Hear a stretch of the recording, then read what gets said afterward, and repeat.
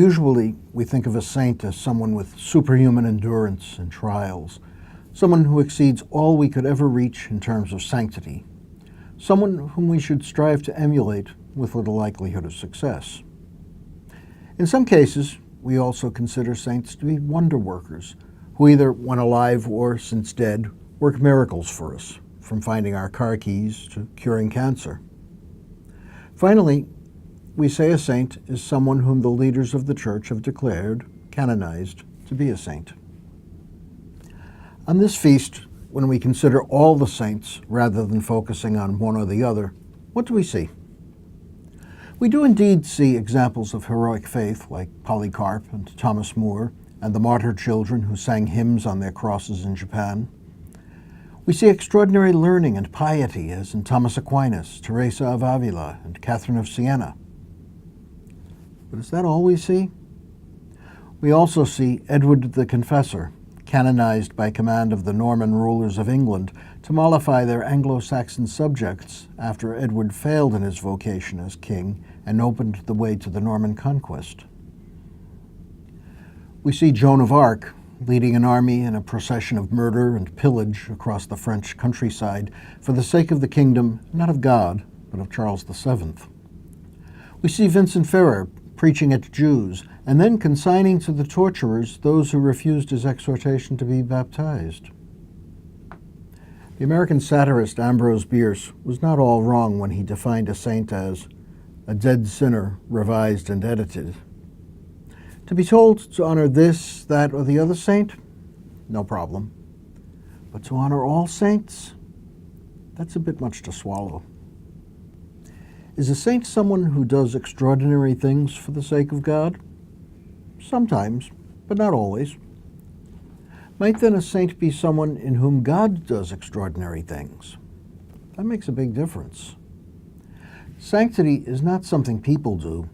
It is something God does.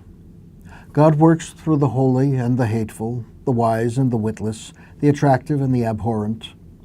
They do not even have to agree to God's using them. The fact that the infants murdered by Herod have a feast of their own reminds us of that.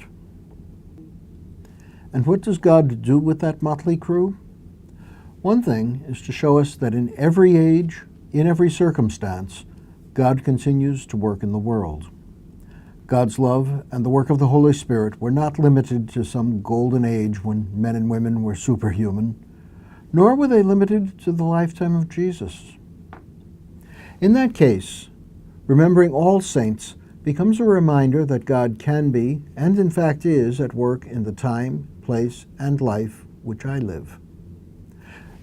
That is the reason that in the early days of the Church, saints were not people separated out from among the rest of Christians. All Christians were called saints. So, am I one among all the saints? Well, I suppose if some of the other people who've been declared saints can be, I guess I can fit in somehow or other. But it's an uncomfortable thought, thinking of myself as a saint.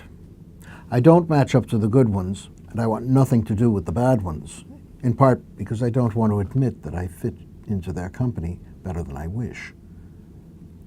Perhaps that is a reason we abandoned the practice of calling ourselves saints. As a Christian, I have been chosen by God to be a herald of God's love. I may do that by word or deed, or I may only show it by being a sign of how tolerant God is in putting up with me, with having the divine message depend upon such as me. One of the admonitions I heard uncomfortably often in my adolescence was, "Act your age." Perhaps I have a similar admonition given to me in the reminder today that all saints includes me. Act your sainthood. In my baptismal union with Christ, I am one of the saints. Knowing that, perhaps I can make better choices about the sort of saint I will be.